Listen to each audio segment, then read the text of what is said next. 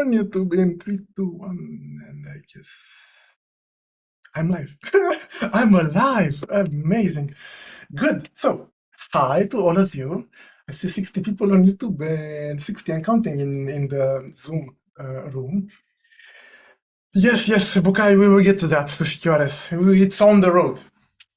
So, welcome to this, let's say, the brainstorm edition for December, shared with you folks as part of our beautiful community that has grown to over 5,000 users. That's like, wow, 5,000. I never would have imagined so many people are interested in stuff like this. So if you care about professionalism, clean code refactoring, if you are watching this on YouTube and you want to engage us more, join the community, completely free, or forever remote and in English. Or the plan. You need to see the plan. 15 minutes about an overview of clean and own architectures. That's brutal.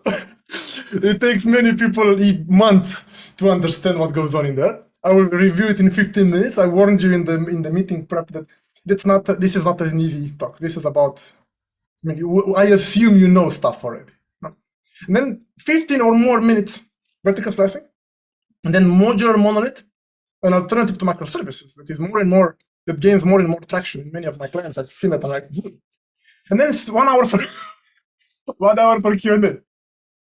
Let's see. All right, so I want to start with a little poll so to know more of you folks, the ones in the Zoom. So I want to ask you this question, Launch, about your experience and about your language, your programming language that you speak. Okay, so tell me that, and fill up this. You can see this only if you're in the Zoom call. All right, good. So that being said, let's get started. So hi everyone, my name is Victor Ento. I am the founder of that beautiful community you just heard of. I'm writing Java for a long time. Too long time. That's why I have started looking into other languages recently. Trainer. I'm doing like workshops in consultancy in different companies for a living these days. My main topics are these, right? Okay, and also frameworks and performance. And just today, I went to hell and back.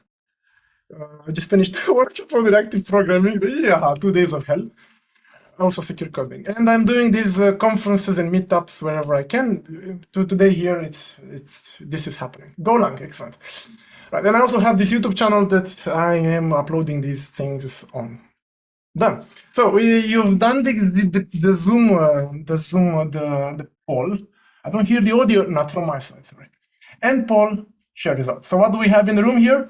We have like, wow, half of you are more than half, way more than half of you are over 5 years. 10 years plus are 30% of you Java, the vast majority, some of you frontend, some of you JavaScript backend, and other languages. Right. Okay, good. So that's fun to know. I want to take a screenshot of this anyway. So very good. So concentric architecture. This will be tough, folks. If you never heard of this, it will be wow. Good.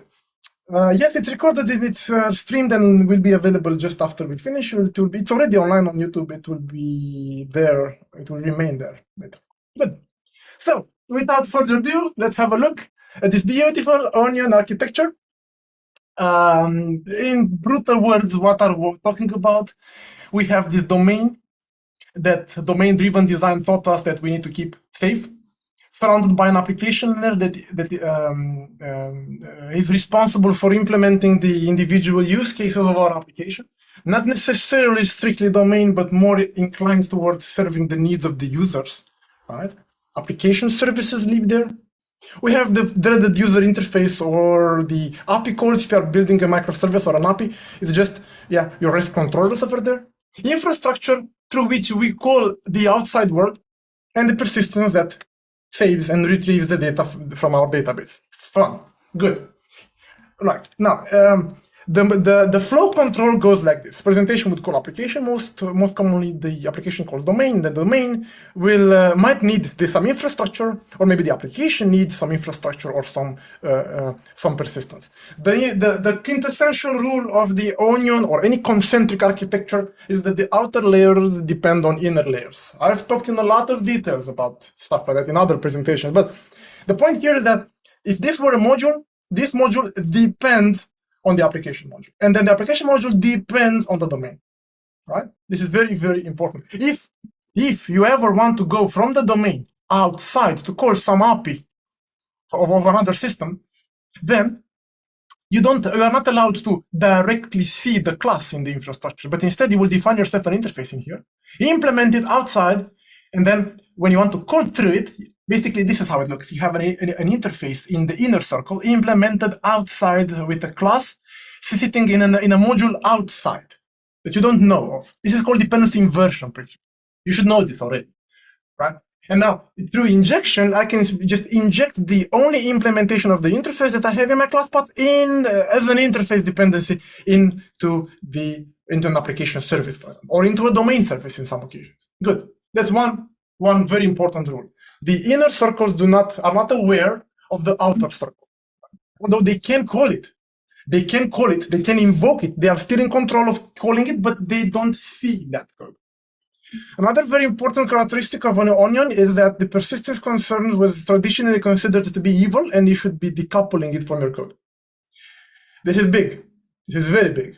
This actually tells you that if you are following it by the book, it tells you that the entity, our beloved entity from Hibernate, should never be part of your domain, but outside. We will come back to that. But traditionally, they said, you do not want to have persistence concerns influencing the way you model your domain. So in short, keep Hibernate out.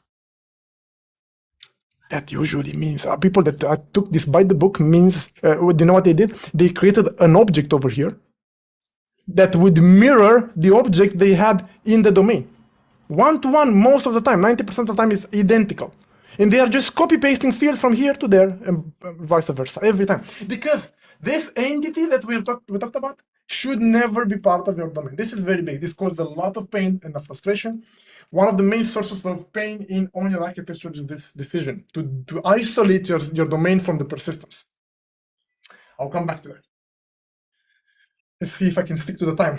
The domain is left agnostic. It doesn't know anything about the outside world. I said that already. The rule is that the way you present the data, the way you store data, the way you talk to others should not influence the way you model your problem, the way you model your domain. Not even frameworks. Even frameworks are seen traditionally as being evil, trying to corrupt you or contaminate you. Folks, in practice, this doesn't mean almost no one considers a dependency injection framework to be an enemy, like Spring or I don't know. These are okay. The real enemy here that we all think of is Hibernate or an entity framework if you're in C#, or an ORM, right? An object relational mapper. But this is Onion, right? This had a lot of traction, a lot of it's basically almost a default today. Now, I talked a lot of times already, in many occasions at different conferences, about a simplification of the onion. JSON, yes, JSON, not today. The pragmatic onion, I call it. And anyone ever talking about architectures, they all have this, including me, have this tendency of, hey, let me name this thing. I call it pragmatic onion because I cut a lot of bullshit out. In short, what I did, and you can find more details about this explained in detail in this link here. What happens? I have the application layer outside. Just a second. I want to make sure that the YouTube folks are all right. Just a moment. Here, YouTube. Here, let me just put it on the screen. All right. I'm doing director here. Okay. So, what simplifications do I do to the classic onion architecture? Because we don't, we almost never ever. Let me rephrase, because most of the time today, the applications we build don't render the user interface on the backend. We don't render server-side HTML. Most of the time, we expose APIs, right? If that's what we do, then the presentation is already gone. It's in the JavaScript world. So what's left here is just to expose an API. Now, to expose an API, the trick is that you don't really need to have a separate controller because the controller is so thin. I squashed it. This will freak out some people, so I have to put some code on the screen to freak you out even more. Customer, there won't be a lot of code, but whenever I want to freak you out, folks. You know, the search traditionally called from a controller that had one line of code, like this, or find by ID, doing this. You know what I do? I'll just take this part from here, find by ID, and paste it over here. I'm sure if you enjoy it, this is already a REST controller. I just destroyed the controller. Bye-bye. Because it was one line long. What the heck? Why do I ever need a one line long method or something super, super stupid? So this is a code man. It's called man in the middle, or actually middleman in the classic refactoring book of Martin Fowler. So I just killed it. Poof. Putting the annotation on top of the first class that contains behavior. Exactly. This is outrageous. But if you develop an API, this is something you can do. Then the ORM is not your enemy. You just have to learn it. So what we do, I would allow my domain entities to be annotated with entity. That's a controversial decision, but that simplifies a lot of pain. Another optimization, simplification that I do. You know what I'm really trying to do? I'm trying to adapt onion architecture that comes from the times of server-side rendered HTML to the times of API development. Then when your applications are not so huge, like macro services, if you want, but the front end is gone, right? So what do I do? I merge the application services with the infrastructure layer, and I call it sometimes application. Oh, it's there, application. Right? This is the non-domain, the garbage module. Whatever I have to do just for the sake of the place in which things can be a bit ugly, because I have contact with DTOs from my API or DTOs from other APIs. Right? And the fact that I merge the two allows some interesting optimizations. I can run a query directly into the database. I don't have to go through the domain to get to the database. If you want to know more about this link would help you. If you want to explore more. But this is like a simplification of the onion. Now, these architectures that we discussed, onion and the simplified version, and by the way, Uncle Bob calls the onion clean architecture, right? It's basically the same thing. Now, and let's say, the older brother of this architecture is called hexagonal, or ports and adapters. You would recognize this in practice if you ever find classes that end in port, right? If you have a class named port at the end, that's your architecture, hexagonal. What's the point here? You can see the domain entities, the persistent entities in the center, which is much older than onion architecture. And then the use case is implemented here. And then they would implement an interface through which they expose their behavior to a web adapter, to some other API call, to some other system that calls you. This is an interface over here, implemented by a single class in your application. This is stupid. This needs to die. As a matter of fact, no one ever had a reason to create this interface. But that's a sort of overengineering, right? Interfaces. These interfaces, the input ports, the interfaces through which, let's say, the controller calls the use case, don't ever have any purpose. Why? It has a single implementation in the same module. Why would you ever create that? That's just plain stupid. I'm sorry. But I don't want to harm anyone's feeling. I'm just being, frankly, too honest. I see a lot of chat messages I can't follow. This time, I want to focus on the presentation because it's very tough. I will try to get through all the messages at the end. All right, that's in that second hour. Good. Now, this part over here, if you want to map the onion to the old hexagonal, that will be somehow the domain, somewhere in the middle here. So entities and use cases. And by the way, Peter and Ralph, if you're so kind to answer some of the questions, I would appreciate. Right. Bad cost benefit. This decoupling persistence out. Told you, I don't really believe in that. If I would simplify the hexagonal, I would kill this. I would just entity at entity from my ORM and I'm done. Folks, if you are not using an ORM, if you are running plain SQL to the database, then you really need this. But if you have an ORM, you can just squash it. And by the way, you do recognize the dependency inversion happening over here. The class outside implementing an interface from inside. The same dependency inversion is very, very, very old. Good, that's Hexagonal. But these are all kind of old. This is one picture I've come on over recently, which really I'm like, wow! I'm like, oh my god, this is so beautiful. I will just run very fast through it. As again, whoever the author is Alberto Grassa. When I posted this article, I found this guy is pretty famous for this work of his. He of course named it in a different way, explicit architecture. This will eat like 5 minutes to go over that. So I will share the slides with you at the end. If you want to explore this article, it's very, very well written and a beautiful, beautiful picture. You can frame this, put it on your wall. It's basically an onion with all the little details inside. Now, why do onion or concentric architecture, hexagonal or architecture or the onion, they all wrap around the domain with rings. That's why we call them concentric architectures in general. What's some sorts of overengineering? Too many interfaces.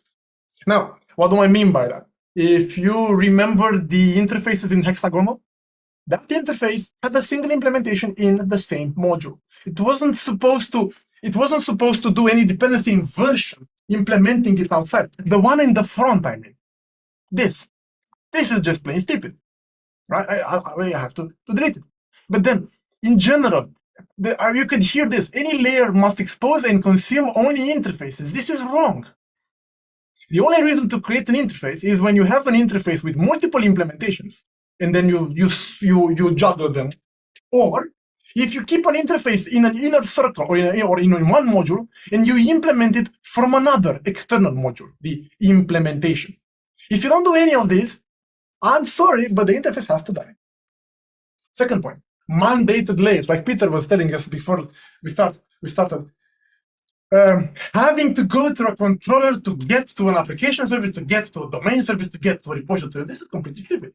Right? Mandated layers. Now, what I do, I would relax this. I would relax this constraint. Let me show you in code how this looks. Relax. This is an application service. If I put annotations on it, I could claim it's a controller already, which, oh my god, calls a repository.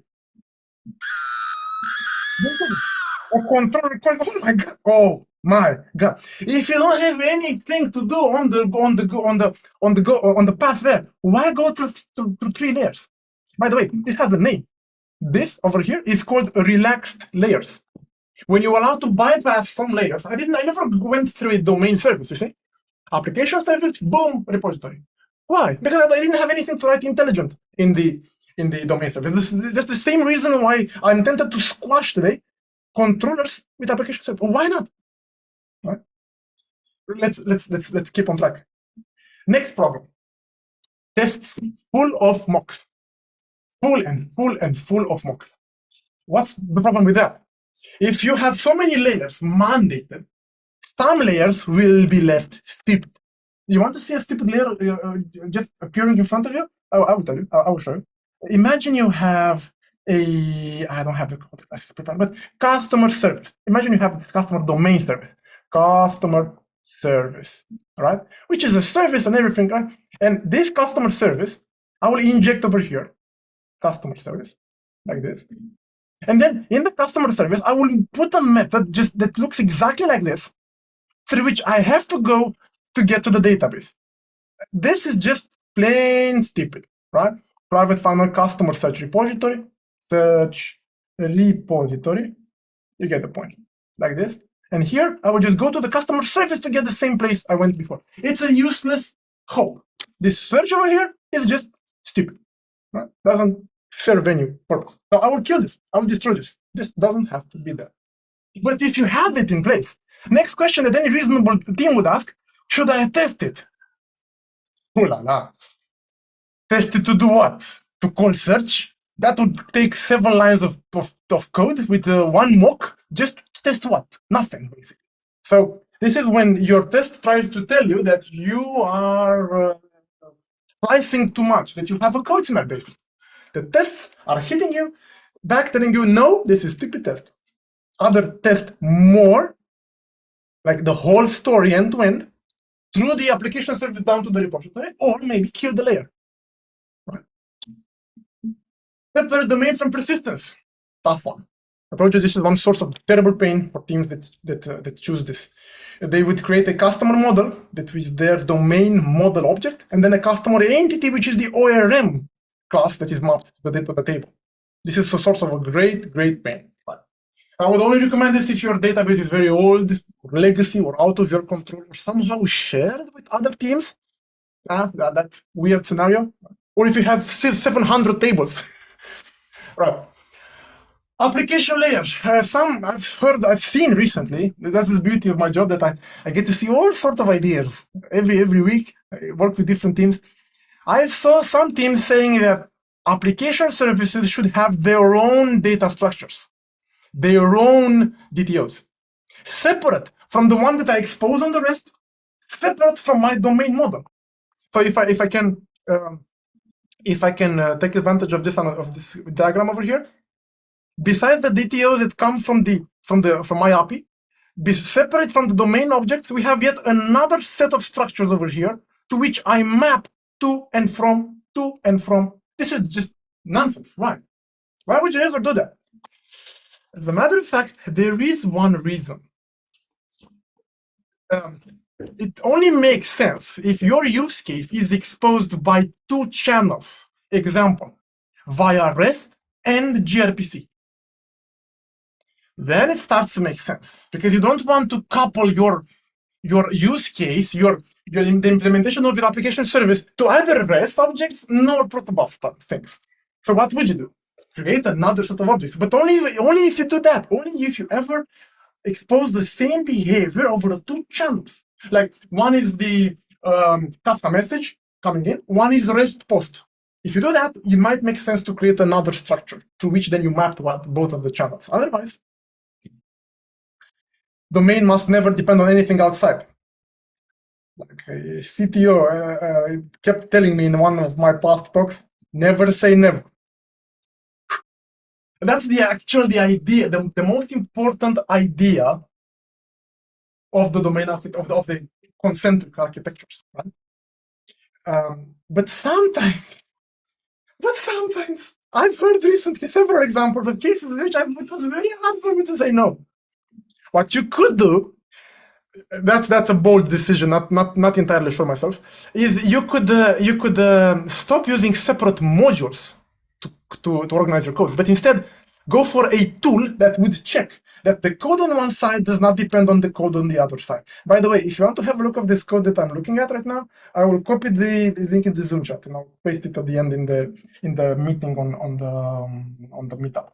Look, you can rely on tests. I know that you would be afraid to do that, but domain independent of infrastructure implemented by a framework called ArcUnit. And it has ports to any language known to humans. That would just check that classes on one side in one package does not depend on classes in another package. Unit test running on Jenkins. That you can relax from some areas, which is big. All right, coming back. I want to go to the vertical slice.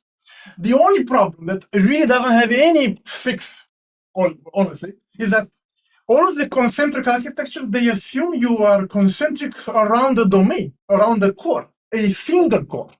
So it's monolithical in nature. And I can't really ouch. So introducing vertical slicing. It took me more than I expected, but let's start.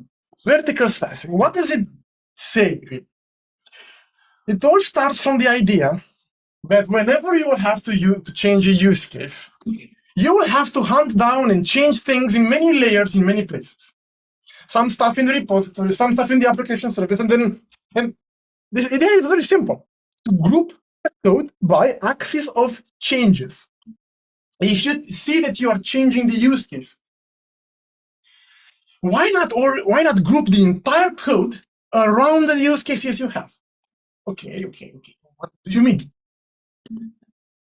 Skip that, out of time. I mean this. I mean, put everything related to a use case in a single file. Use case, if this doesn't ring any bell, endpoint at first. Anything related to an endpoint, put it in a single file. From controller down to any custom repository methods. Let me show you in practice what this means. In the custom application, this is a traditional style onion architecture. I'm doing a search over here. The search from the repository delegates to the application service. The application service search delegates to the repository. Nowadays, I introduce customer service also, but that wasn't here at the beginning. And in the end, I get to a customer search that actually pulls out from the database the exact amount of data that I need, the ID and the name. This is called selecting projections, just exactly what you need. And yes, you do see well, I am selecting an object that is then marshaled as JSON. This goes out of my system as JSON and is selected from a GPQL query, directly the object. Right? All of these are 4 classes: controller, application service, domain service, and the repository. What would I mean to group them by vertical slices? Take a look at here. This is a search customer use case. I wouldn't name it use case, maybe only for demonstration purposes, use case. And then this over here, this is a REST controller, right? And some people would just scream, "What, REST controller? Are you out of your mind? What?"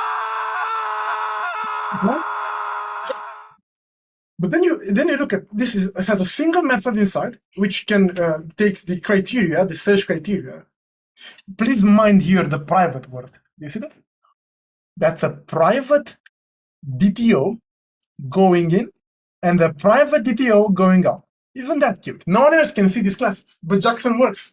That's good. So this is a post mapping for search, doing exactly the amount of things needed. No any delegation, everything in one place. Again. Oh, again. This is outrageous. Now, there are some obvious problems to this. The first obvious problem is that you might repeat logic into use cases. I'll come back to that. The rule of thumb is that every time you find some repeated logic between 2 use case classes, you extract it in a domain construct, a domain service or a domain model object, like an entity. Okay. The other problem is that some use cases might be extremely small. Have a look at this. Just imagine what would happen if I would create a use case, a vertical slice, just for the find by ID.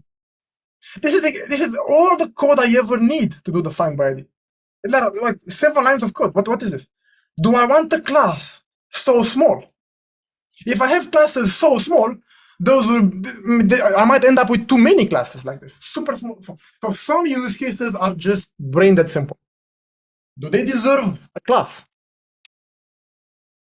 Some could say, I'm not really that simple every time. Or they will grow. Yes, indeed. And that's the actual problem. They might grow too much.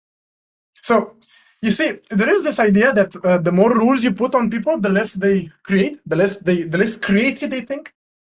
So, if you restrict yourself to create a class per use case, some would feel that that's enough. And they would just stop cracking more of the code. I've seen that. I've seen a use case class of over 400 lines. It wasn't place order, but it was something like that. Very dark and complicated. So you still need to extract complex logic into the domain. Either repeated logic or complex logic. It's still extracted into the domain. If you watch the video that I have on YouTube about my pragmatic onion, I do the same thing in my case. But still, what happens next? Next, you realize that some of your use cases would be queries, and some of them will be comments. Oh my God. Ladies and gentlemen, please welcome CQRT, probably the architecture that did most damage in the universe. Thank you. Command queries, I mean the misinterpreted CQRS. But what happens over here? You would realize that the get order by ID is just reading while place order is changing. Okay, so what? It turns out that there are interesting differences between the two. We've seen that thing when I created the DTOs and I made them private inside my classes. We've seen that. That's not nothing new here, right? But look, if you look at the query, you would find that the response is usually large. Probably that's a get mapping over there somewhere, some URL. Right? What else is interesting? This query can directly select, like I did right here, can directly select into the DTO that they have to return from the database, directly in the DTO, filling it up in that same object, right? And that would mean that the model I use to present data to the user, the read model, is not the same as the model I would use in my command. When I would do a command, I have to have the whole entity in my hand. I have to check the consistency of this change. To validate complex rules, I will load, in that case, 100% the full entity. That's the right model. The read model is exactly the DTO that is mapped to the screen. It's almost the view model.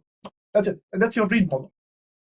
Okay, that's interesting. We did that already, but now it gets much more obvious because you wouldn't be tempted to go through some intermediary structure. No, you have to write the query in the same class that has the get mapping on it, the mapping to the endpoint. What stops you from selecting directly the object?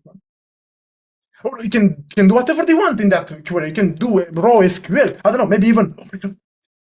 I can't spell this out, sorry. You can read it for yourself. You can do whatever you want.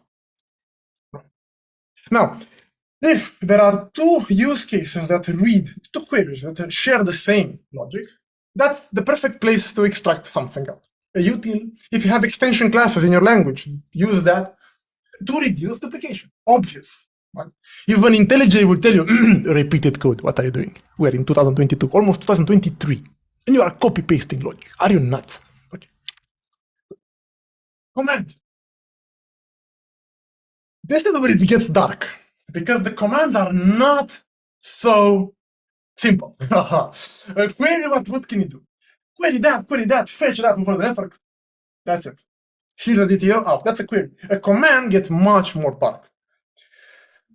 Now, let's just read the code here first. What do we have? The place order use case. We have the request and response inside the class, trying to hide it away from others. No one else should ever know about these DTOs. These are only exposed outside. If there is anything you want to call into the place order from the other place in your code, that should never happen. Instead, you should extract that shared logic somewhere and call it from here and there. Right? Wait. Of a situation. Done. Perfect. Good. Right. That's the first thing to know. Right. And then the request is usually large, and because it's large, I want to make sure it's valid. So I will put this here, like validating through annotations, or I don't know how you call it in your language, and then asking for them to be validated. That's it. Now, since this is a command that changes things, it's natural to start as default with a transaction on it. Whether or not you want to reduce the scope of the transaction, that's a performance question. But as a default, you would start trying to make your whole command consistent.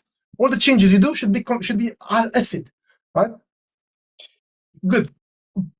I will try to fix the questions, Peter. Yeah. And then every time you implement a command, the first thing you do, you read stuff. You get stuff from the database, over the network, from that other place. And then with all the data in your hand, you do some logic, some business domain validations and so on, changes and so on. And then you save stuff back. Good. The reading and the saving are boring, are always the same. Get that, find that, save that, save that. But the part that I really want to care about is the domain logic, the raison d'etre of my application, the reason why it was constructed, right? So that domain logic, whenever it grows, it gets extracted. Where? In the domain, of course. So we still have a domain, just that we don't see it from the start. It will be extracted into a domain service. Whatever is shared with others, or very complex, gets promoted into a domain service. So you should start simple.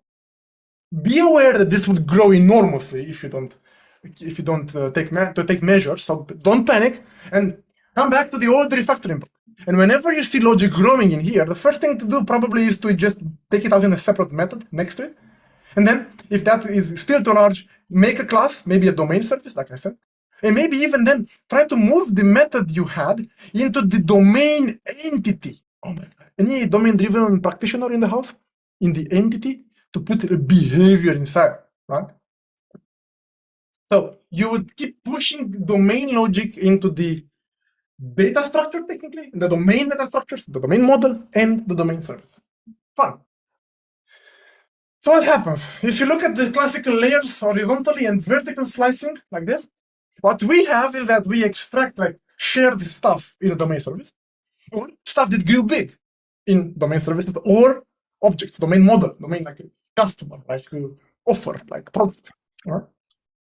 Good. Now, if you want to draw a parallel between the vertical slicing and concentric, you know how this feels? This is the use case that reads, it's a query, nothing fancy, simple, never enters the domain. Why? She's just plain stupid. Query, what? This, of course, doesn't have any purpose to put in the domain, isn't it? I mean, what the heck is this? This is not business logic. This is just for the sake of a presentation of a search. The reads will very rarely ever touch the domain. Will be left like this outside. This is queries, right? Queries. Not enough domain complexity. However, commands will very often have to play with the domain, touching the Holy Ghost, the holy object of the domain, the real domain model entities. Right?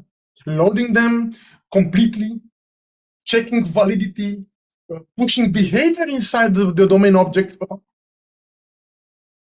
Slide view. Just a second. Here. Pushing domain logic inside the services or inside the actual domain model. This is if you are usually doing domain-driven design. So it's not mutually exclusive. That's the beauty. You can see the same patterns in both the concentric and the vertical. Okay. So right now, after 40 minutes of discussion, I have to ask the question. Vertical slicing. Okay. Of what size? The vertical, this is the name of today's discussion, right? The size of the vertical slice, what we saw until now is a very, very thin slice, one endpoint. However, this is not the most powerful technique. This is fun, but this is just like a decision that some could take, some could not. It's a matter of taste. The risks are obvious. Again, classes might grow too large. Repetition might appear between different slices, like Peter said. So, the other answer to this question is big. How big? Big.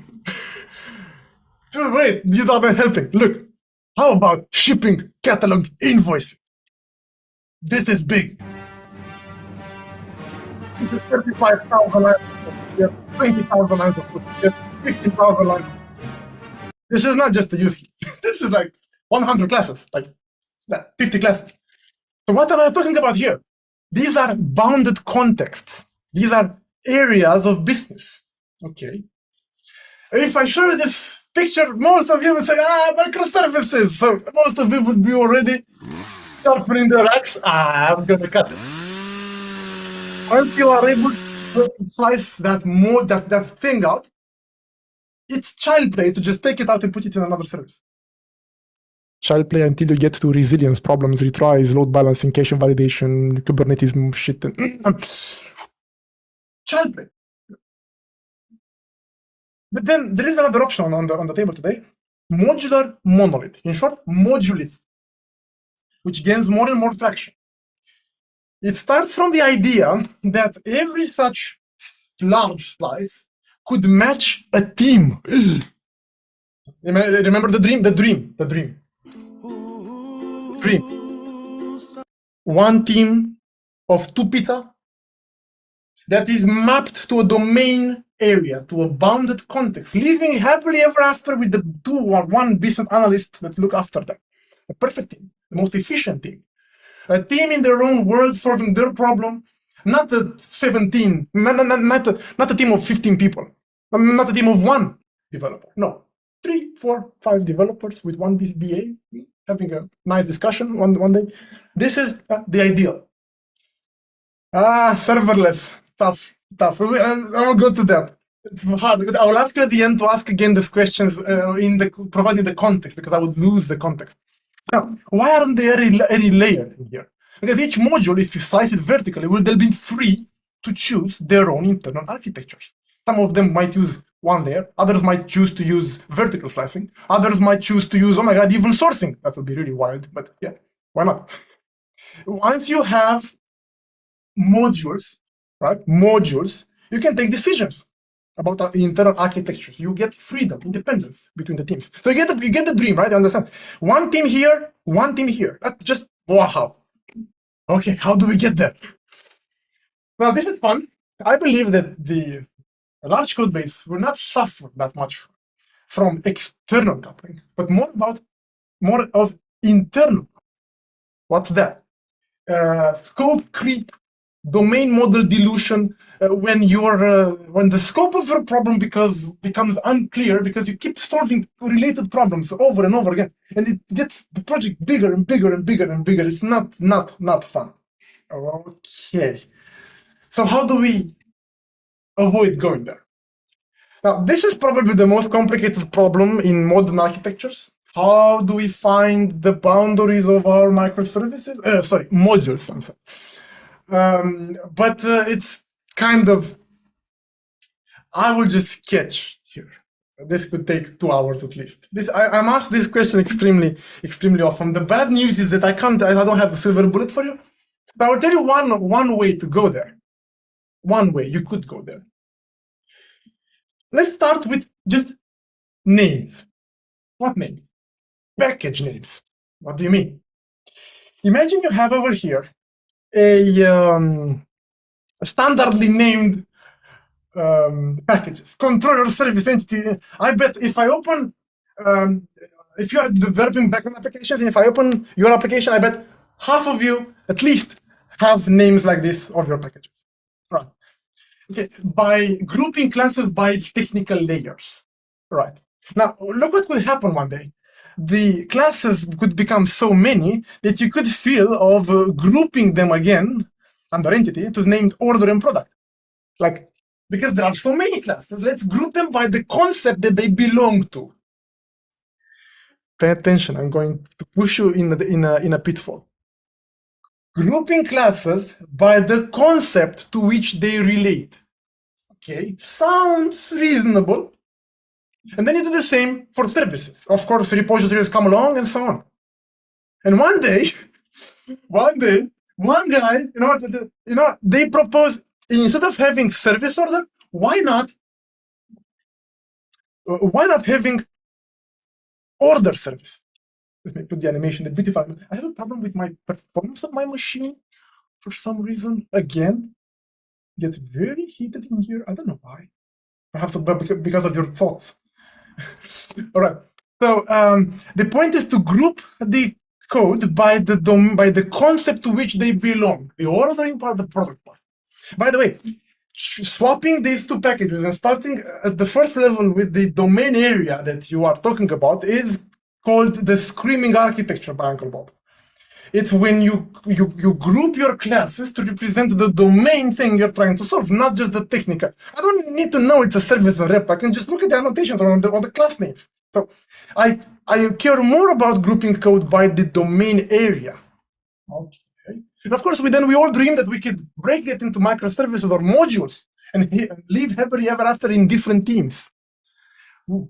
So what then? Then the pitfall. This is one version. This is the second version. Which is better? And let's see. In the chat, which is better? First or second? Depends. No, don't play that card. Usually. look. We have half of you. Excellent. That's the main pitfall in cutting modules and boundaries. Pitfall. Why is the pitfall? Let me see. If you group stuff by the concept, you all find that woohoo, don't draw on my screen. Don't do that. I hate when you do that. No. Just like clear. All. Don't draw my screen. It will distract me. So, not today. What am I doing? I'm drawing myself now. I can survive. Come on, I can survive. Clear. Okay. How do I just? I have a real problem now. Aren't it? Am I good? Yes, thank you. Yeah, good. Order is just the concept, the domain entity name. Fulfillment is order fulfillment, getting an order, I don't know, shipped, orchestrating the flow of that order. Invoice is just the concept. Invoicing might also cover the act of returning an invoice.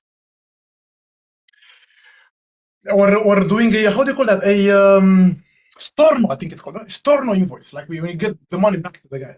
So shouldn't that be part of the same module? Of course. But if you fall in this trap, you might end up grouping them.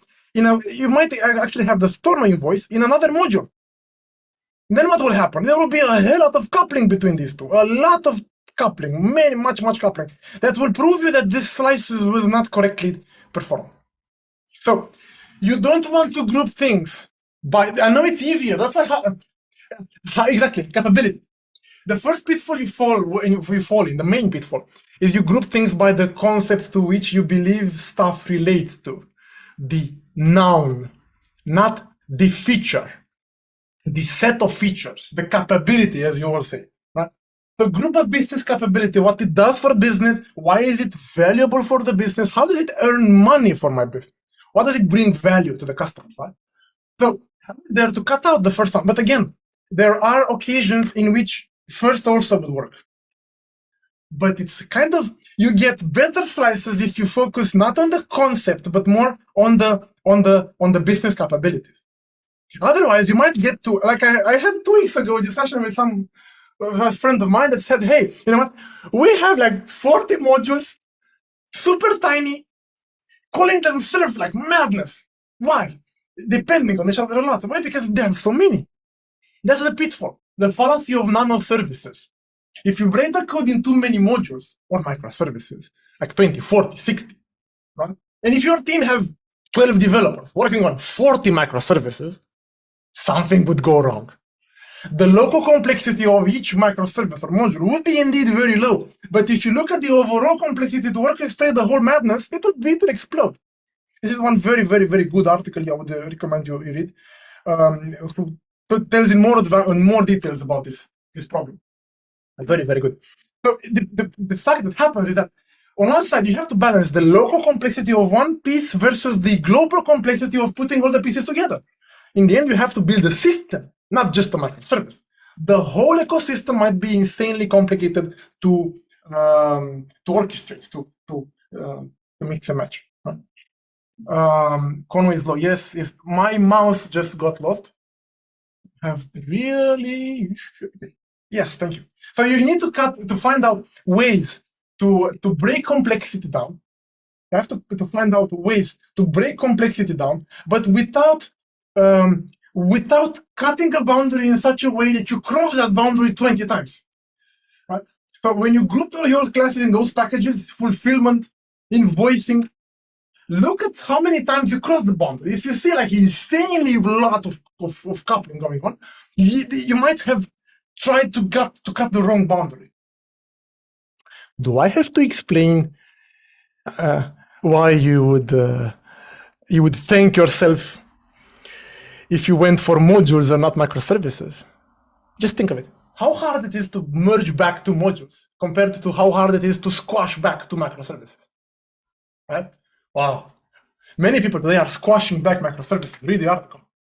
It's a lot of pain and suffering. With 2 modules, you can finish in half an hour, 2 hours. Done. Just move code around, fix the problems, and that's it. Right? So, technically speaking, it's much easier to change your mind if you are in the module, in the Modulith, than if you played the microservice card. That's why people today look into microservice, into Modulith more, because they provide an easy way out, and they don't commit you a lot to a lot of stuff. Folks, I'm not sure what exactly. Just to see, what can I cut down here? Just a moment. 1 second, please. I know what I can do. Please, a couple of seconds. Am I good? hope so. Let's see. So a service or a module is not just a piece of behavior. If you just have a piece of behavior, that's not enough to create a module. That could be just a function. Or if you have just data to expose. You hear background noise. I know. Oh my God, sorry. The ambulance, I know. This doesn't work. Just try to do my magic. It always happens exactly in the wrong moment. Nothing. Let's try. If you just have data to share with others, you don't need the module. If you are in a module, you know what you can do? You can just have the repositories accessing the static data in a commons somewhere, sitting there waiting for you to get the data, to just read the data. So you don't have to commit to modules if there is just reference data that you are looking at. Right? There. So a service, as you said, is a technical authority for a business capability, not just holding data or behavior. It's both. It's about, not both, it's about serving a business value. Okay. So how do we find module boundaries? Why do we break stuff, right? First of all, because the amount of domain knowledge to grasp in a certain module grows so high that it gets out of hand. It gets so complicated to follow what happens in there that I have really just had a team 2 weeks ago, or 1 week ago, who told me that they were working in some loan approval thingy, and like, whoa, a lot of financial factors and computation. It's very hard to know everything. So people naturally specialize in one area of the other, right? So it's about survival of the brain. And then another very important goal is to have ownership of that part of the domain, basically break that monolithic domain into pieces, so that then you can have more control on the stuff that you own. With control comes great responsibility. But the point is you can tailor your domain model more to the problem you have to solve. What does that mean? Less fields, more constraints. Less fields, more constraints. To have clear understanding of what words mean, less fields, more constraints. And ideally, as I told you, one module should have the size of a team.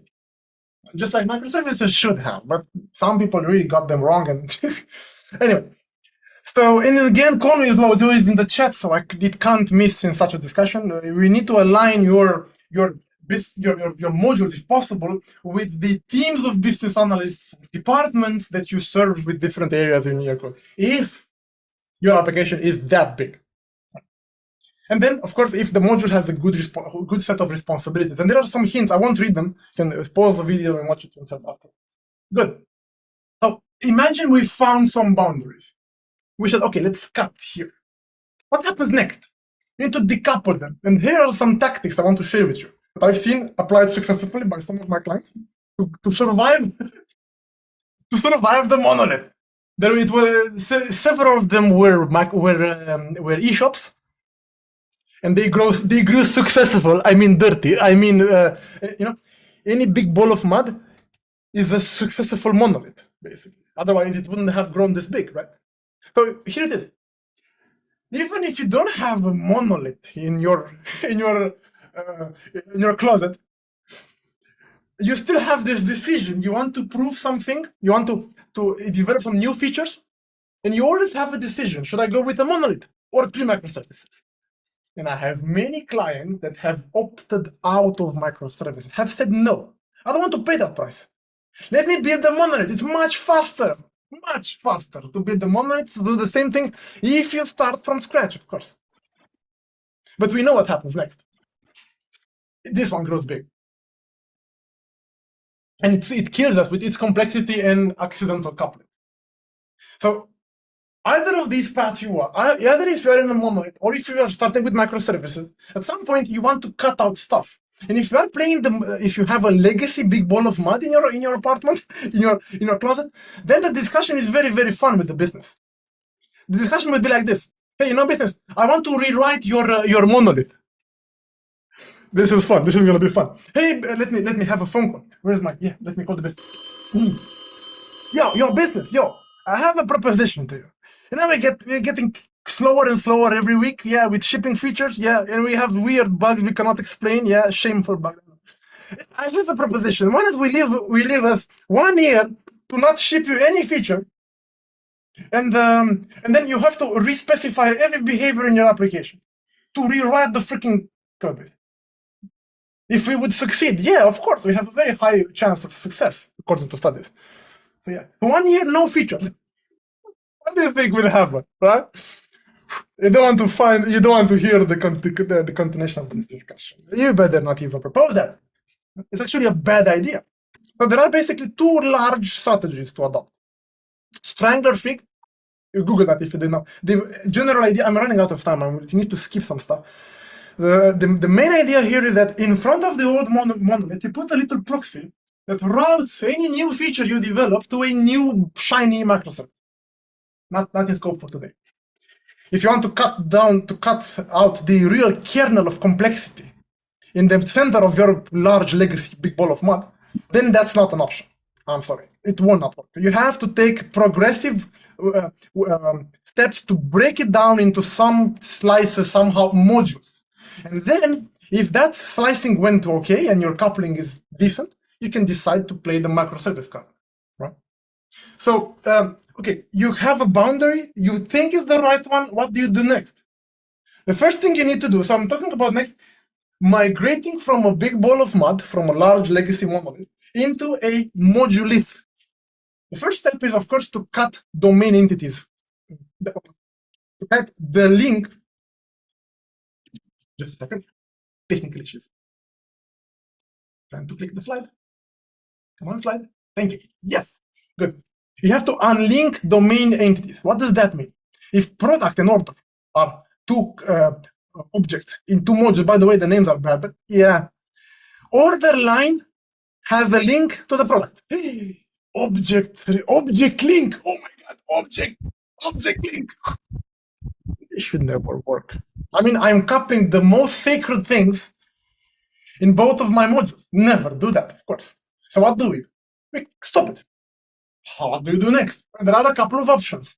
First, natural option is to just keep the product ID. That should be the default. Keep the ID. And by the way, watch this one. Oh my God. Do not delete the foreign key from your database yet. Do not sacrifice consistency until you are about to break into the microservice next week. Doesn't make any sense. Keep the foreign key, but just kill the object link between the two entities. That's it. Right? And then later, if you want the product details, you can just go over there and get it back. You will see how in a couple of moments. There are some other alternatives, but I will kind of skip them. It's not they're not so common. Second one is interesting, only that. You might as well capture the product name in the order line, snapshotting the information because it can never change anyway after you placed an order. How would that be? Change the product name after you purchased it, right? So that's the first start. Unlink the domain entities. What happens next? Well, these are the easy part. The complicated part is what you do with entities. Trying to click the slide. Yes. That have some part of the data from one area, other part from another area. What happens then? You can't just have the same object with all the fields. The yellow part needs to go in the part managing the bookings. The blue part has to go. The important thing, I see you, Peter, duplicate. Not yet. The first question to ask is, who changes this? These. Who? No. Who changes these? The booking part, where you book an appointment with your doctor, changes this, right? Who changes the follow-up date, the medical report, and more other fields? This will handle the part when you actually went to the appointment and sit down with your medic, or with your doctor. So it's about who owns the data. That's the question to ask you. The answer is the owner of data is that module who changes the data, always. That's the rule. If you change it, you own it. So if I would cut this into two modules, some parts of the fields will go in the booking, other parts will go in the appointment. You see? Each has its own. Some of them might be duplicated. Here, date and time were copied from here. But of course they were copied, they can never change. The appointment already happened. You are saving the results of the appointment with your doctor. So date and time were just copied from the other part. Wow. Okay. But the general rule is this: the owner of some data is the module who changes it. Okay. So keep this in mind, and this is the starting point. There are more details that you will discover on the way, but this is the rule of thumb. Then what happens if I need that data? I told you that I want you to fetch the product. How would I go to fetch the product? Option one. This module A will just call the repository of B. Can a module freely call any other class inside the other module?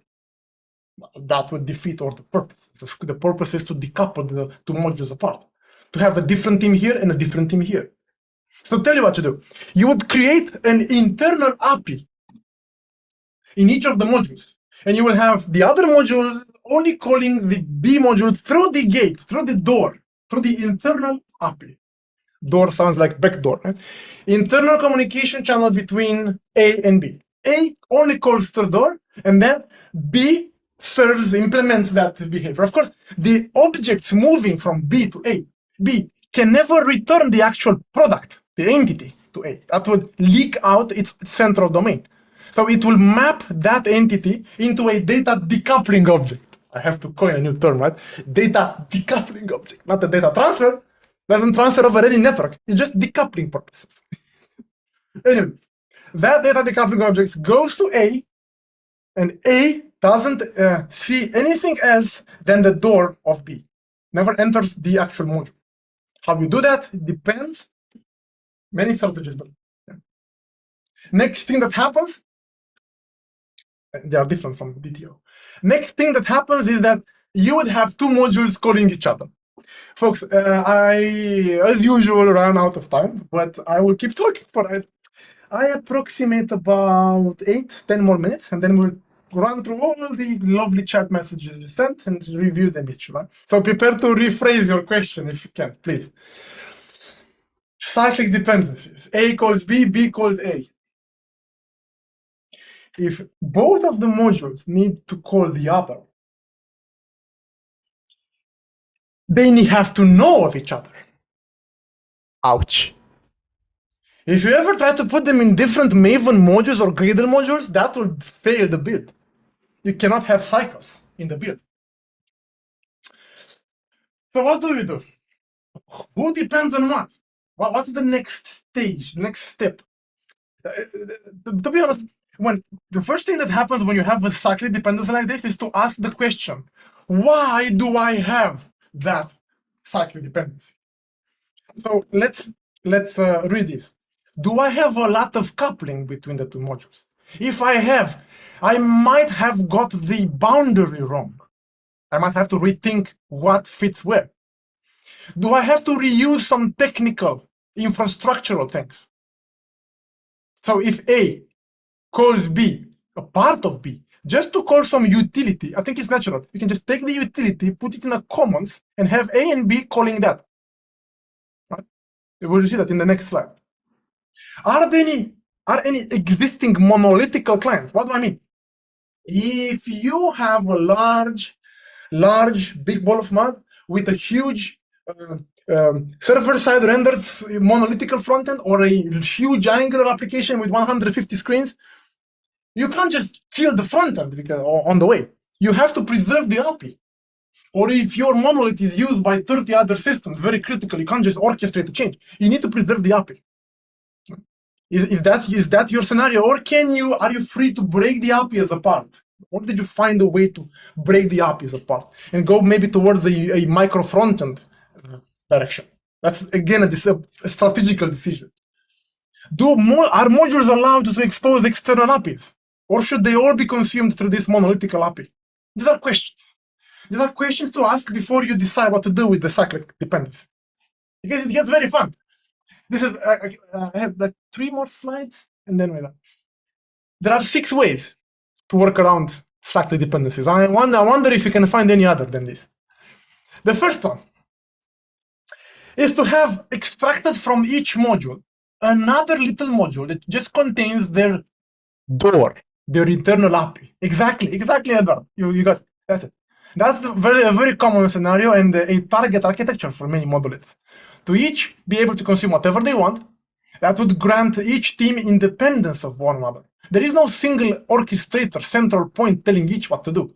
Each has its own application services orchestrating some flows, and whenever you want to call outside, you go to the API of A that A would implement. So like double the number of modules, and I've seen that in production in 2 of my clients. Good.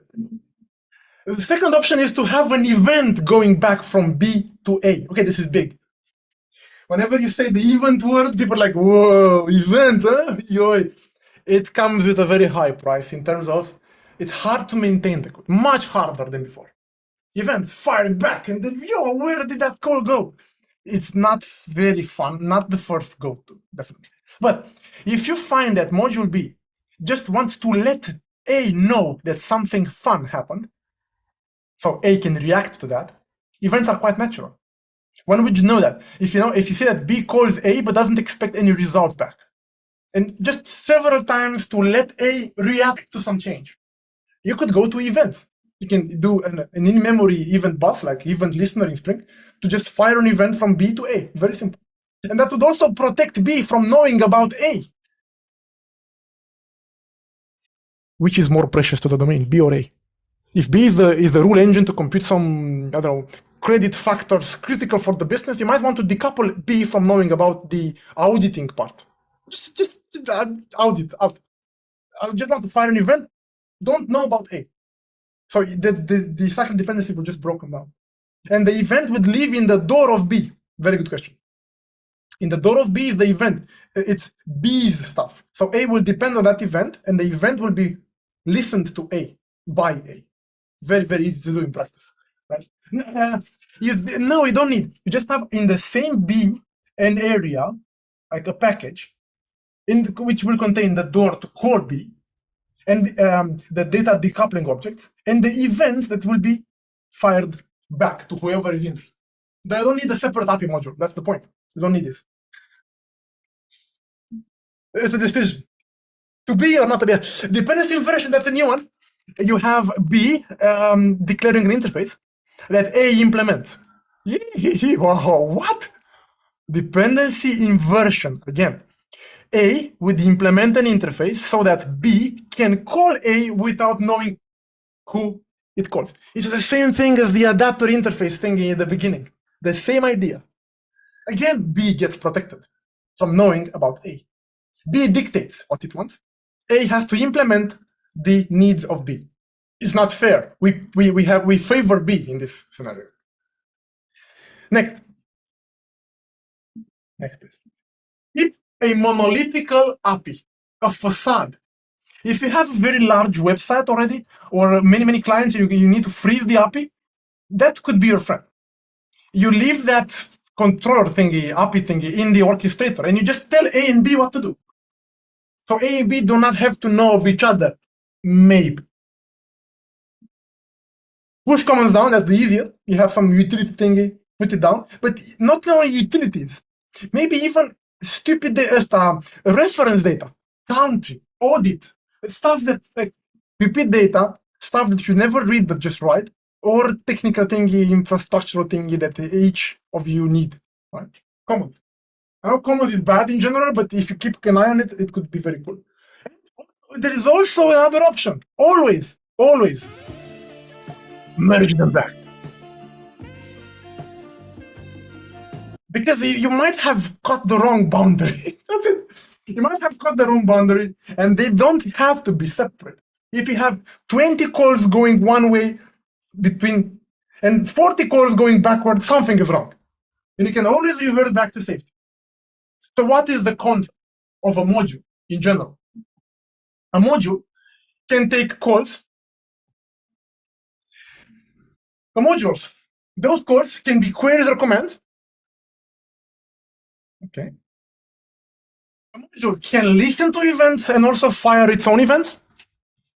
And those events can also be notification events or FAT events. If you know what that means. And also be maybe less common to expose the interface that others can implement.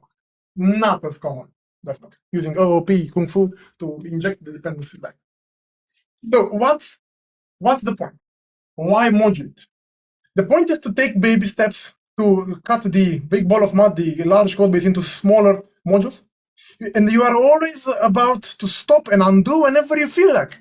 If you found you were trying to cut the wrong boundary, if you find like an insane number of coupling going both ways, something is wrong, right? If you need ACID transactions, if you ask the business, hey business, what if we ship the element but we did not get the payment? If they will go like, and they should go like, then you might revert back and say, hey, let's keep that in one service for now. Let's see tomorrow about sagas and other things. For now, keep things simple. So it might be better to just too many tiny modules. Too many modules will explode the global complexity. Mind that. Don't necessarily think of entities, but who owns things. And remember, cluster by business capability. I know these are fancy words, but about stuff that you do for your users. Introduce events for one-way signals, but later, not at the beginning. It will turn your code into a mess if you are introducing them too early. Some will tell you to introduce them only when you are about to cut the microservice out. Only them. Because those events will just be turned into messages on queues and you're done. Do not sacrifice consistency too early. Keep the transactions, keep the foreign key in place until you feel that the boundary is right and it all goes well perfectly, several sprints, maybe 3 months, and then maybe decide to cut it into a merge. There was more to tell you, but I would prefer to start from that's kind of it, right? Well, I had one more slide too. Can I play one last slide?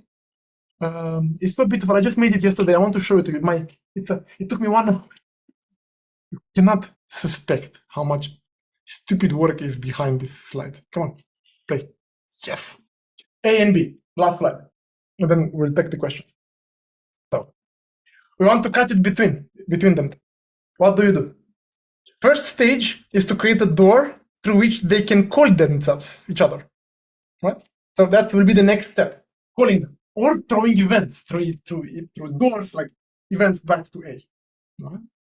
Okay, that will be the code decoupling phase. Good, and then you can have two happy teams, A and B. Perfect. Then you need to focus. If you want to go there, the next challenge you will have to debate about is what do you do with the transactions? Right now in a Modulith, you can have a transaction spanning 2 modules. Very easy. If you cut them apart, oh my God. Oh my God. So you have to have 2 transactions. Oh my God. How do you do that? There are 2 ways. Baby steps. That's the keyword in this game. Baby steps. Transaction should not be shared between modules. 2 strategies. Call yourself through localhost. That's kind of stupid, isn't it? Or an async call will do the same thing.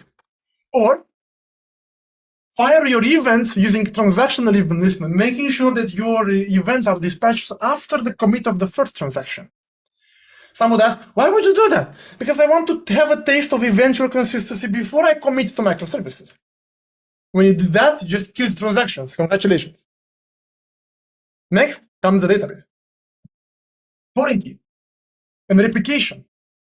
These are 2 things you need to consider because the schemas will just be blown up into 2 databases. Right? You play that card, you sacrifice consistency in your database, God help you all. And the next thing, you play the microservice game. And you have fun. You have fun. Yeehaw. Microservice is not the first place to go. Microservice is not the first place to go today. Let me try to put someone smarter than me to tell you that. Vladik, can you help me? Thank you. Let's see. Sam Newman is declaring that microservices should never be the default choice. Oh my God. Oh my God. Last resort. Monoliths are the future. Uber is refactoring this madness into a more manageable solution. Thank you. Okay. So, and this is not all. All right. Now I'm really done. So, if you enjoyed this stuff, you know where to find. You just join the community. Let's start from the beginning. Please, if you are so kind, and if you want your question to be answered fast, can you please go and that will help me a lot. I see Peter and Ralph engaged with it a bit. Can you please repaste the question you had after this line in the chat, in the Zoom, and the YouTube folks will follow after that. I will look into YouTube chat also. So on YouTube, I will read everything. So please paste again your question you have after the line. I saw your question, Enver. I will put it on the screen and try to start debating it. So folks, that if you ever watch this recorded, let me talk there. Do you think it is possible to refactor from a big ball of mud to a partial Modulith by applying the Boy Scout rule? You can't have a big bang. I mean, like, that's the whole point of the talk. Not calling the business, hey business, we need 4 weeks to refactor.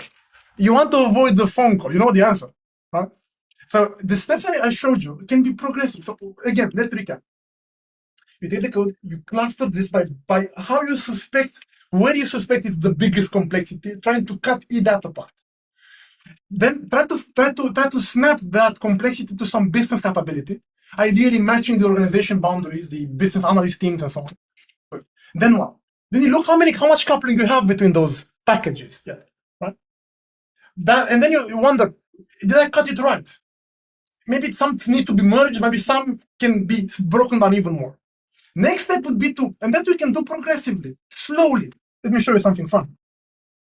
And people have done that. I mean, it's not just me. That's the beauty. I've seen this happening. And now this is the weird moment in which IntelliJ just crashed. Okay, thank you. Do not buy M1. There, please. I want to show you a test that could measure how much coupling you have left between packages. It's absolutely brilliant. You can have a test, measure 135 coupling points between your slices over there in a couple of seconds. See, that's really, really, really cool. I know it crashed, but I'm a good citizen. I would report again for the 10th time. Where are you? Independent subdomains. Okay. Look at this.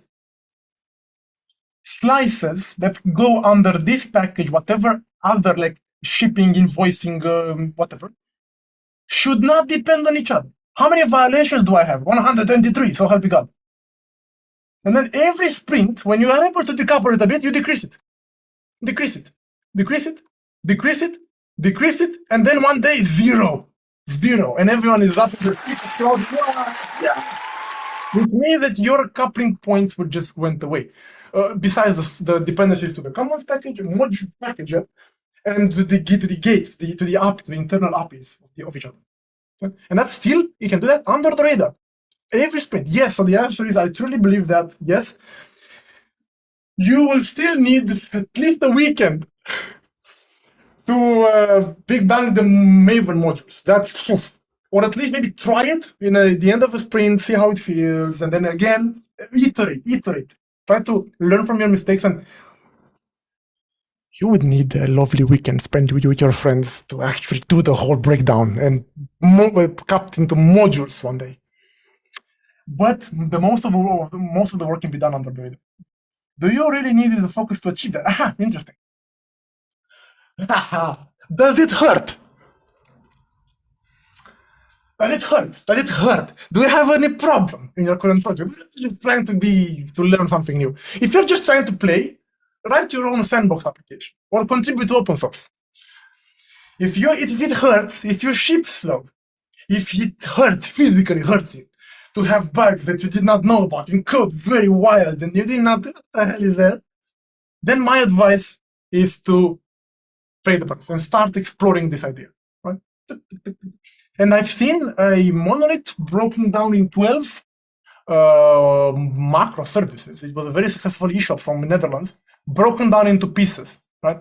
And they did exactly that. They broke it up progressively, and then one day, But they were very technical, very technical oriented stuff. Very techy guys. Next question. Sorry for let rush a bit. How do you deal? Question from Peter. How does your simple onion deal with multiple interfaces version of the same API? Always versioning. So when you have too many customers, you need to provide them with backwards compatible APIs. I think you know the answer. That's what you asked, right? Look, you have the domain. Can I play the? I'm afraid to slide again because it will freeze my CPU. It's my fault. My presentation has many. I don't know what. The domain would be, of course, I would try to keep it the same. Or not. You know the wildest idea I ever heard? If you need a version 2, you create another microservice. At least if that change in the behavior is so criminal that it rips off half of the... If your domain gets full with 50 ifs everywhere, if, consider creating another complete disparate application. But that's insane. Why? Because when you deprecate version 1, you can just kill v1 service. That's wild. Not something expected, probably. But imagine your change in the API is not that dramatic. The domain remains the same. I would argue, if the change in the API is not that dramatic, do you really have to version the API? I've seen many occasions in which something that they thought they need to be versioned, they could just backwards compatible. Hey, it's an extra field. So what? We will keep it empty string or not available or something. So you do the magic somewhere in the application service mapping logic. That's the second place to go. Here. Try to patch over this in the mappers, right? Now, I guess I know what you were trying to push me. What if I have like V1 controller, V2 controller with many objects, completely different wild objects next to them? What would you do then? And then, you know what you can do? You can have an application service shared by the two, but that would qualify as two channels to expose the same behavior, right?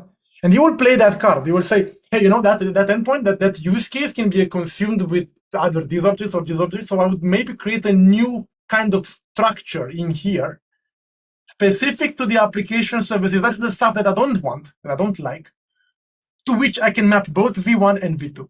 But I dare to say that if you are able to map V1 and V2, why the hell did you create two versions? Why can't you just patch over this through in a mapper somewhere? So try to keep, of course, the ripoff as peripheral as you can. Hope that helps. I will skip over that because there are many others. And what about queries with a complex logic? Access control. Ooh la la. Interesting. Transversal aspects. What if I have my, let's put the very good question. Thank you. Excellent.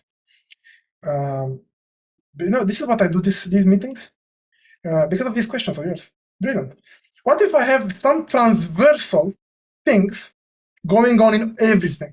First of all, if that transversal thing is very simple, then I think you know where we can go. Pre-authorized or secured annotations in Java. Java is known for being maniac about annotations. Secure annotations. But then you say we have very wild kung fu to do that. Complex access control. All right. Well, there are some alternatives. You can put that in a certain perspective. I wouldn't like to have my security control, my access control spread in all the use cases. I would want to have it in one place. So here's one. I hope you're Java, because I'm about to speak Java over here. It's called pre-authorized. Authorized Spring, and then you do qualify a security manager dot can I do stuff X with, this is Spring expression language, the parameter that I'm trying to say. You do that, and you put that on a method. Sorry for getting very frame specific, but you get the point even if you're not Java. And then what happens? This annotation would cause this method to be invoked, which can keep the security concerns in one place, if you don't want to spread it too much. If you don't think spreading that logic is a problem, enjoy life. Put all the ifs in here, I know some applications in eHealth that do a lot of kung fu when they want to expose data, GDPR thingy, ISO things. That could fit here because that's specific to that endpoint. Why not? But you might also want to keep things together to have a clear vision of what can do or what can be do or not. So aspects can still work on top of the use cases. That's the bottom line. Right? Nice question. Very cool question. I love it. Good. Next. What about bean separation of DI from domain? Bean separation of DI from domain. Oh my God, no! Burn this. Never, never, never, never do that. I need to use black here. Thank you. Do not ever move annotations from Hibernate into an ORM XML. That's just superficial. And bean, again, superficial. What exactly are we afraid because of Spring? For what? Or are we afraid of service? I can just replace it with singleton if you move to another. And done. So dependency injection framework will not harm you. On the contrary, it helps you decouple code more. And moving annotation from Java code to ORXML is just superficial. This is not why. This is not how GPA will hurt you. It's not about the annotations. GPA will hurt you because of its magic, not because of the annotations. Trust me on that. So annotations are not the problem. Tell you more. How would your release strategy look like? Huh? Touché. Yes, there is.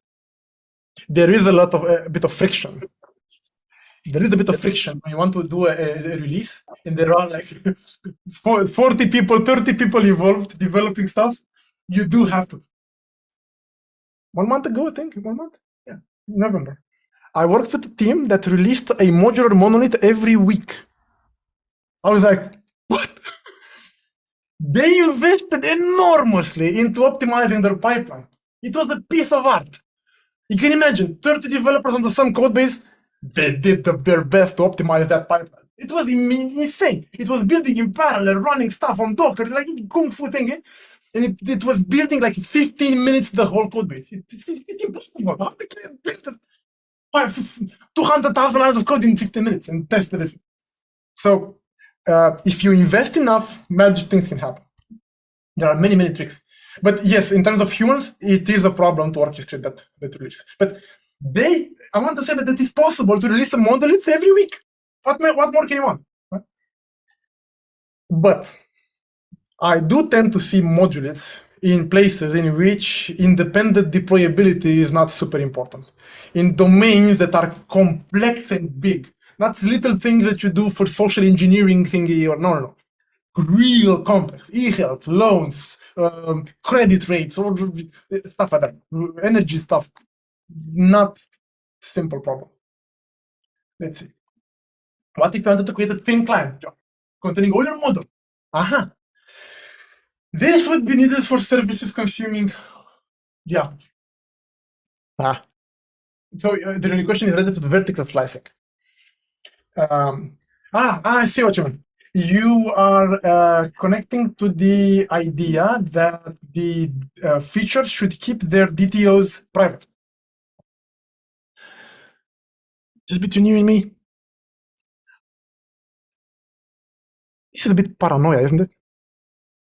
This private thingy. I mean, what you don't have any kind of trust in your colleagues or what? I mean, what do you think they would call each other's use cases? If you're afraid of that, write an ARC unit that will check that you don't do that. Like you can do static code analysis. It could be paranoia, indeed. But it does provide you with an idea to represent the names better. But it's a mess if you expose an open API. The names will collide. So it might turn out to be better to just name the request responses get user by request response. I would not have a problem with that. Good, next one. Where should find by ID? Lovely question, man. Lovely question. I want to keep the trace of questions. Very good question. I should tackle this really automatically. Where should find by ID belong? If it is always needed in command side, that's not really a tough question because find by ID is in a generated repo interface. I don't implement anything. It's there. It's in the repo. And any way you persist stuff today, you have a kind of repository that will give you the object. If you're using an ORM, that's by default there. It's always, if you can build your own. If you're using plain old SQL, you will still end up with creating yourself some sort of generic repo that will fetch you anything you want, like doing some map and thing if you have a large application. So find by ID is in the repository, and it will live in the repository. Now, to answer your question from another perspective, I could say find by ID below. Where does it belong? If there are multiple commands needing that, you could also put queries in the same game. Doesn't really find by ID. Why not? The rule is the same. Whenever something is common, you get extracted. But you are right saying that that thing that gets extracted is not a domain construct. That's what I think where you want to go. That's not a domain construct. That's a repository. But I don't have to tell you that. You know that if you want to talk to the database from 25 years ago, we use a DAO or a repository. So that's a very big pattern shielding you from database if you have to write SQL. If you have an ORM, this just vanishes. It just generated. Hope I asked. If I did not got the point of the question, please forgive me and ask again with more details. I will go there. I guess my question is more about how much focus you need to achieve this. Could you combine it with doing regular feature work? About the baby steps. It is not easy. But if you are in a big ball of mud, then it means you were successful. Then it means you have a product. And a product company is known from hiring good developers, unlike a service company or contractors. If you hire people for your own product, you want to get the best, absolute best, right? The best that you can afford, of course. But then train people. That should be the contact me or others. Train people. Do workshops. Do design refactoring. Like take the Git I shared with you. I'll put it again on the meetup page and play with it. See what happens. Design katas, refactoring, applications, not just a method or a class. No. Big, like cutting modules, packages, moving classes around. Try to empower them more to do this along the way under the radar. Ralph, let's see. Sorry for going so fast. Time is. How do we combine the usage of two features? The usage of two features. Wow. Woo. Let's see. Tough. I didn't get the question. Usage of two features. Compared to usage of application services orchestrating multiple domain services. Two features. I mean, what if they are used in isolation but also together? I see what you mean. What if there is a feature over there that, and the other feature, but I don't. If they need to call each other, then that's not okay. The stuff that is common should be extracted either in a domain service or object, or as you pointed out today, also in a repository, if that's just a finder. I don't get it. We need them separately as well as in combination compared to the usage of, rephrase, please, sorry, orchestrating multiple domain services. Okay, let me try one more. AB, and then ABC. I have a use case A exposing an endpoint. I think this is it. I have a use case B exposing an endpoint, and I have use case AB that exposes two endpoints. It exposes an endpoint that uses both. Yoy. Let's see. Well, what can I do with the stuff that I've described? We can take the stuff that is needed out, call it like that, and like that. Take the stuff that we need from here out, call it that. Wait a minute. Oops. This. You won't like it. But if there is something reused between two use cases, it might deserve the honor to be promoted to the domain. That's the rule of thumb. Shouldn't that be part of a domain if it's used by multiple use cases, or maybe pushed in the domain model? Many people are afraid of doing that, to push behavior inside their domain model entities. That could work, could save you a lot of pain. Let's see if I got the question right. Poraf, if I didn't get it, please come again. In a microservice landscape, do you keep your domain objects in each service and duplicate what's needed? Or do you prefer a domain packed to, oh my God, never. Shared kernel. Anti-pattern. It's, no. Of course, you pointed out yourself, my God, the leak. The moment you expose your domain, the most secret inner thing that you have out in the jar to someone else, you lose the control. You can never change without breaking up. I've seen applications dying of this, being shut down. Hundreds of thousands of euros lost, shut down because of this.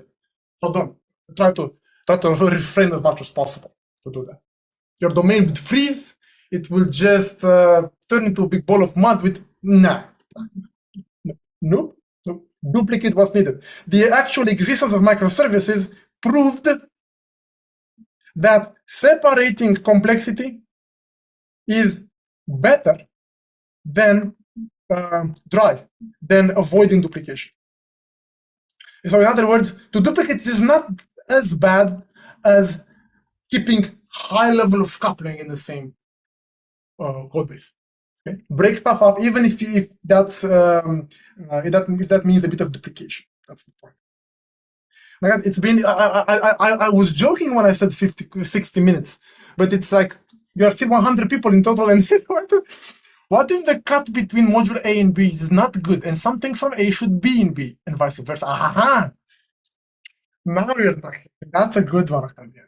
Let's give it a shot in the with some background here. What if I did not find around the right boundaries, and I discovered that there are some parts in one module that really should belong in the other module, and you need to move some stuff from one part to the other? Let me be brutal here. Move them. It's called F6. Move.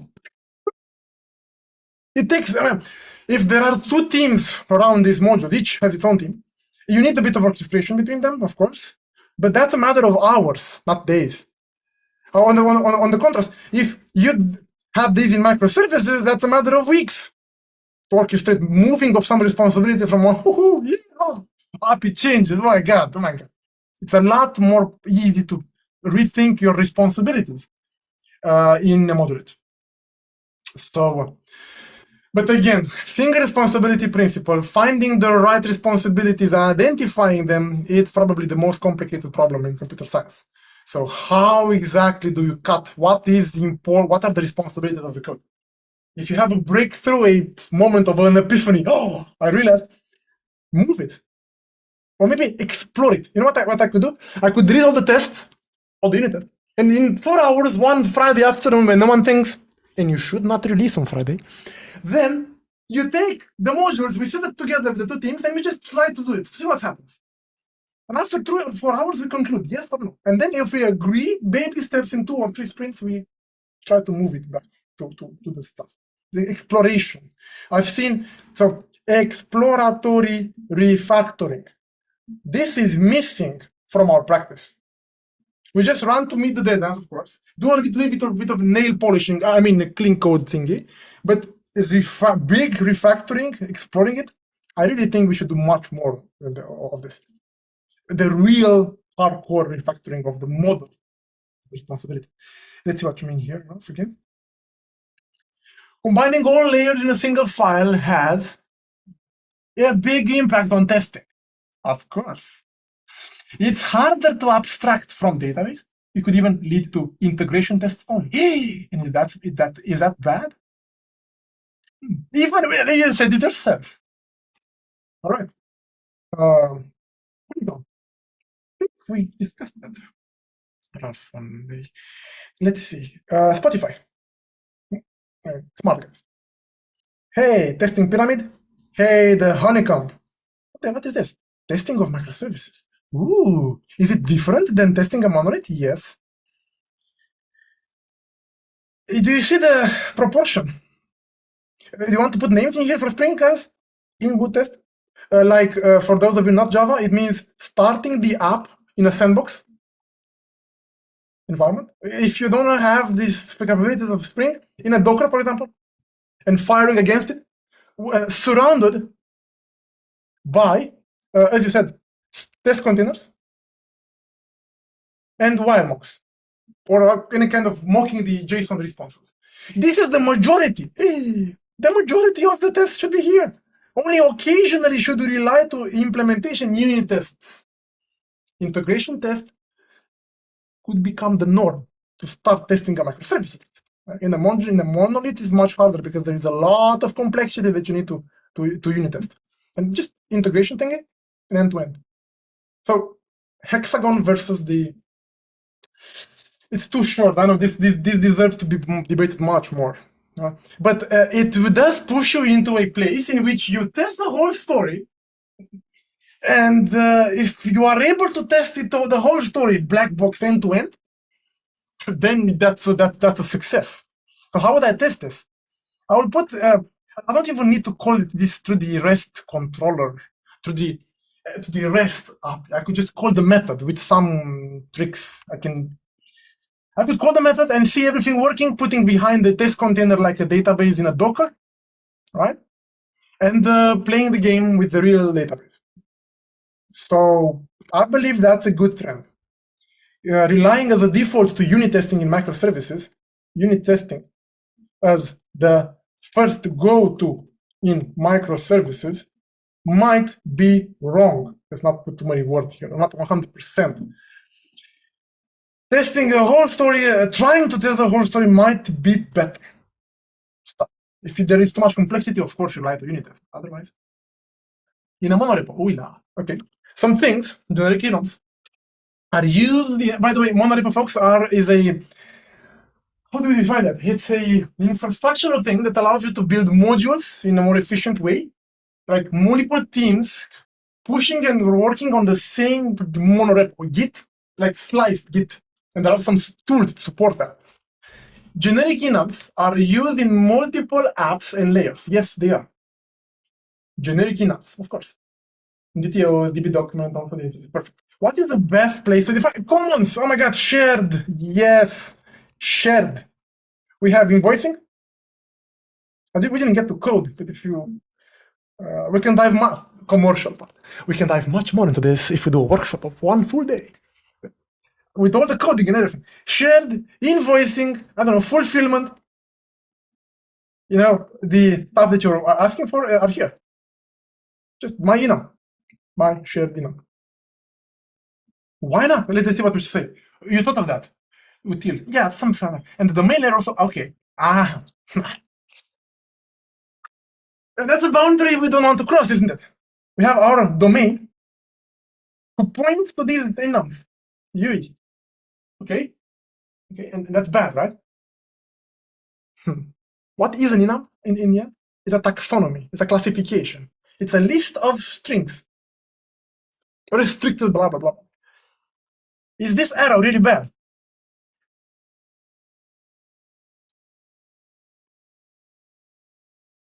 Why not? Are unit exception or discipline? Discipline. Technically, all the modules in here will depend on the shared part, right?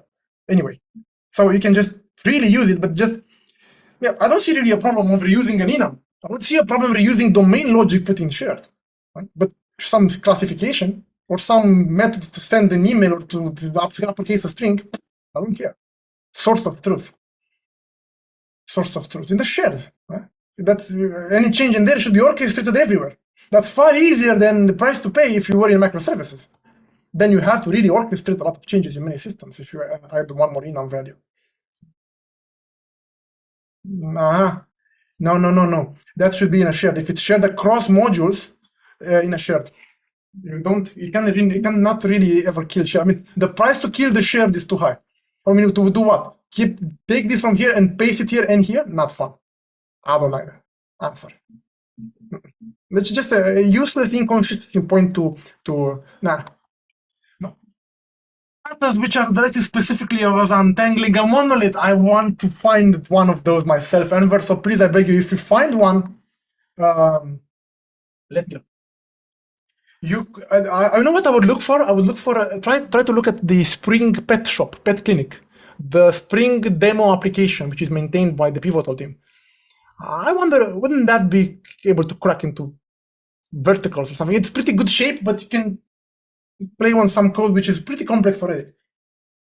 No, I don't have any good examples already. I'm trying to build one, but it's very hard to get with all that domain knowledge to put. Where should find by ID belong if it's always in the command side? If in CQRS, I would separate search and queries, yes, and get detail to read part. Yes, that's the query part. And the create, update, delete in the write part, in the command part. How you would crack the repos into? So you would, yes, I see what you mean. You would slice the repos also.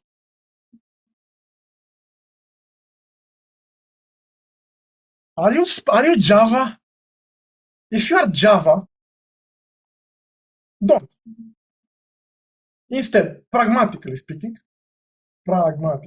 extend from GPA repository or CRUD repository or whatever you have it, Mongo repository, which will have by default inside it find by ID problem solved.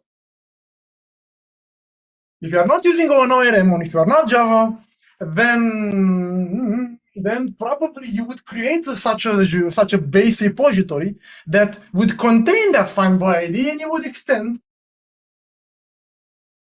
from both the command and the query. The real question here to challenge, the real lesson to explore, is the find by ID really used by the read part? Why are you searching full entities? Searching and basically retrieving full entities at search is a bad practice, usually. Extract exactly what you need to display. That's my point. So if you want to learn something from that thing, you might actually improve performance and simplify the code if you don't find by ID, but you get exactly what you need to display on the screen. Maybe some other fields are missing and so on. If you overload the whole thing, maybe make a base repo and extend from both, or if I wouldn't say that. No, the base repo that you would extend from both. You probably should have already a base repo that you would expand anyway. Not really answering much. I don't really give you much insight. I will skip to the next one. Shared space, fair enough. Should queries and commands be separated in the REST APIs? And if yes, if you're doing vertical slicing, that gets automatically done. Look, search customer use case. This is a REST endpoint. For those of you not Java, this is a REST endpoint. It exposes one single endpoint from this class. That's it, and that's a query. If you have something that would register a customer, that would be a command and so on. So yes. By URL path, no. Each one points to the exact path they want to support. That's it. I wouldn't distinguish very much. Probably the verb will tell the difference. Get will point to a query, probably, and then the post put delete would point to a command, probably. So not by URL patterns or something, just by verbs of HTTP. I hope I got the question right. Bigger scope, Peter. I like that moment of yours in the past talk. I'm big, so I like the test to be big. This is insanely good. Thank you. Yes, so Peter had a very wonderful presentation for our community about why bigger tests are better. Exactly. Brilliant. Good. There's another interpretation of integration tests where you don't need to spin up a complete Spring context. These are, I would like to refer to these as being social unit tests versus solitary unit tests. Social unit test will test 1, 2, 3, 4, I rarely see more than that, classes surrounded by mocks. And you wonder, why do we test those 3 classes together? Because that, my friend, is a component. It's a cohesive component that I don't want to test the pieces in isolation, but together with all the classes it involves, right? And surrounding that component, we put mocks. So it looks like this. This is the code under test connected to a real class of the other type. And then this is the testing boundary, and at the exit point there are mocks, and this is you calling one of them. Right? Solitary, no. Solitary take each class in isolation and test it running with mock everywhere. Bad as a default, but that's the industry standard. Who am I? Yes, okay, let's open source. Oh, look, yes, look, Peter has a wonderful idea to get examples of big ball of maths that you can refactor. Open source all our company code bases, and then we have some nice monoliths to play with. The way the CTO once told me, Victor, I will give you all our production code. If you understand anything, let us know. Here it is. Go. Actually give it to access, right? Anyway. I just did the same yesterday. Separated, sliced the read and the create of the delete part, but left the repo interface intact. Spring Modulith. Opa, something new. I've heard, but it's 020 snapshot. I've heard of this. Wait. I've heard. I think I've actually looked into this. Just a second. The point was, 1 second. It had a big weakness. Just a second. Yes, I think no. Tries to do the same thing that ArcUnit does with tests, but in Spring. I don't. That's a nice thing to read for all of you folks. Thank you for this. I will share with on the meetup page. Nice. I'm done with all the. Oh no, I'm not done. I have the YouTube questions. Oh my god, this is weird. This is getting weird. So let's. Where is it? YouTube. Come on. Not fair to ignore those guys. So YouTube, and then here go live. Let me. Who knows who posted what on? I will put it on the other screen. So my god, 1 hour and 50. Yeah, I should propose only to do 30 minutes and then leave. Let's see. So the question. No M1 Pro. It's in an interview. Let's say if I am asked to design for YouTube, then how should I calculate how many users are there and plan components? And this is that moment of life in which I go. What, are you trying an interview question on me or what? Not related, I'm sorry. I agree. There are many people. It depends. It depends. Of course. More pizza. Two pizza. Two. The guys are talking about pizza on YouTube. That's interesting. First look at object. Second look at behavior. Okay. No, that's it. No other questions. If there are leftover questions, email me. Haha. Okay. Tell me what I did wrong. What you don't agree with. It's my duty to keep stuff up and actual. So correct me, please. Something is wrong. Thank you all, folks. Oh my god, 70 people still with me today, and you were like peak, like whoa, 400. A lot of people. Thank you very much. Enjoy life. Happy holidays. See you on January. Yes, of course, always. Good. You did it by my mail. Oh, look. Good, folks. Thank you, everyone. Goodbye. And end of stream in 3, 2, 1, out.